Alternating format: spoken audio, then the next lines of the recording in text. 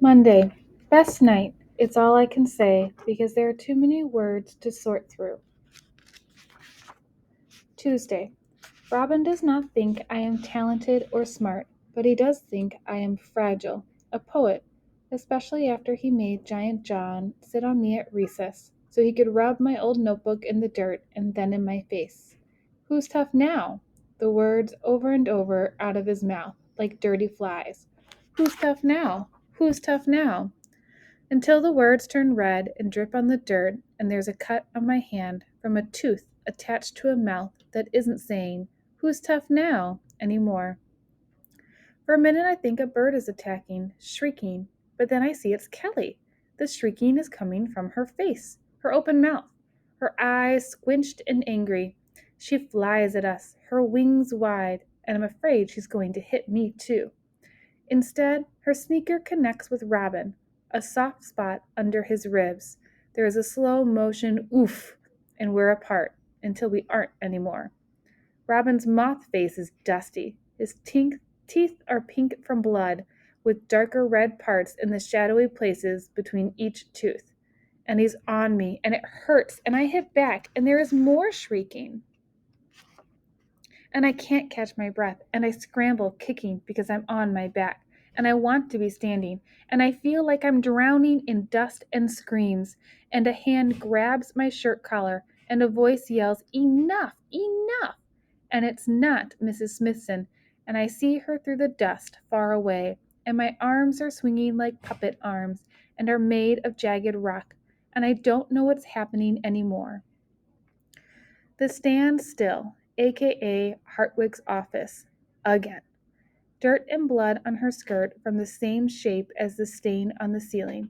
I stare at her skirt, trying to forget her hands on my shirt, my arms, her voice shouting, "Kevin, Kevin, stop it, enough!" My heart beating so fast. Just think of the look on Hartwig's face if my heart explodes like a water balloon smashed in a shirt pocket. Every day I watch this nonsense from the window. Mrs. Little is breathing fast, her hands clenched, angry. She is a dragon heating up the office, growing bigger with every word. "This is not the answer," she says, giving the hieroglyph eye to Mrs. Smithson, who is here too, having them sorted out Lord of the Flies style. "Not working. It has to stop." The words are 10 feet tall. They are a fortress, shielding only me from the angry dragon breath. Harry shakes on Mrs. Smithson's face. Obviously, the boy can stand up for himself. There is spit in the corner of her mouth. She is not a dragon, more like a donkey. His disciplinary file proves that. I am afraid Mrs. Little might burst into flames. She looks at Hartwick. Who is contacting the superintendent then? Shall it be you or me? I don't know who that is, but it's a magic word erasing color from faces just like a bleach pen on a blood stain. Clearly, this cannot continue. Robin looks at the floor. I look at the stain. Hartwick gives his speech. "You boys need a truce. Right now. We clear this up today." I shake Robin's hand, so small in my own. I don't mean it. He doesn't mean it. Except I sort of do. I'm sorry for what I've done. I'm sorry I made him hate me. I'm sorry he turned me into jagged rock. I wonder if he is sorry too. As a side note, I had composed an ode to Hartwick's tie. Clearing throat noise here. "Oh, Principal's tie, is this the last time we'll meet? That makes me super happy because you smell like feet."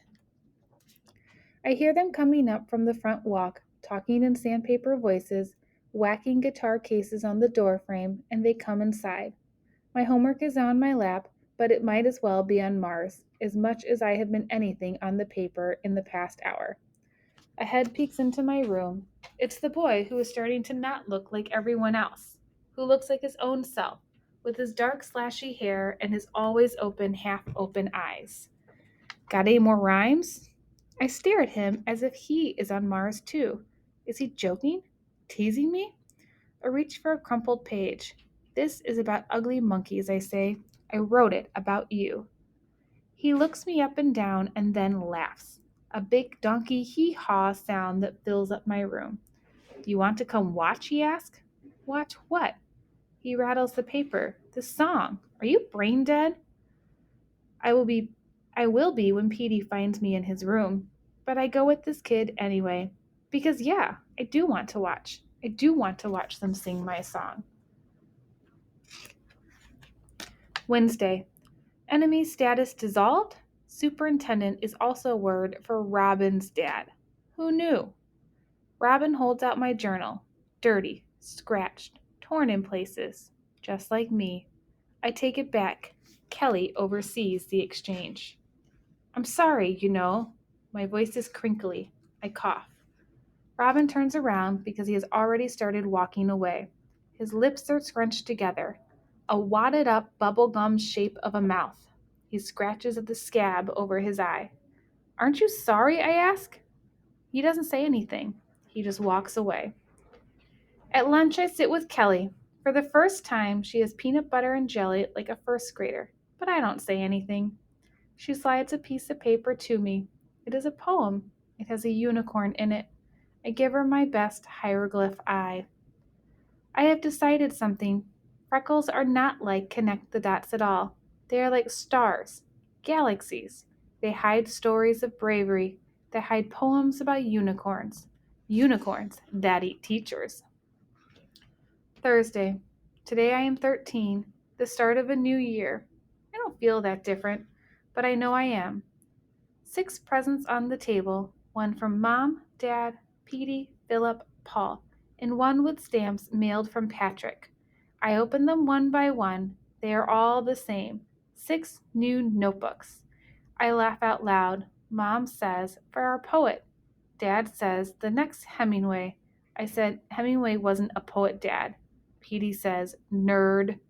I laugh again, even though Petey just kicked me under the table and Mom is already checking her voicemail. Petey grabs me by the shirt. Hey! His voice is low in my ear. You know that blue notebook? The one with the skull? I nod. Maybe you should use that one to write songs. You know, for the band. I blink a couple of times. You mean the shrieking tornadoes? He looks at me. Really looks at me for a long time.